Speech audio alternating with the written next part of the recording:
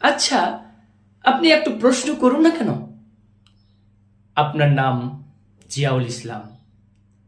আপনি কত টাকার মালিক হয়েছেন? আপনার কি পরিচয় এই পৃথিবীতে? কেন এত দম্ভ ভরে রাস্তায় চলে, মানুষের সাথে খারাপ ব্যবহার করে? কেন? আপনার কতটুকু দাম একটু চিন্তা করেছেন?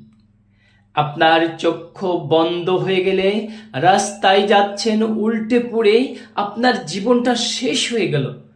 মানুষ দেখতে আসবে, সেই দেখে এলাম জিয়াউলের লাশ, তখন আপনার নামটা আর থাকবে না।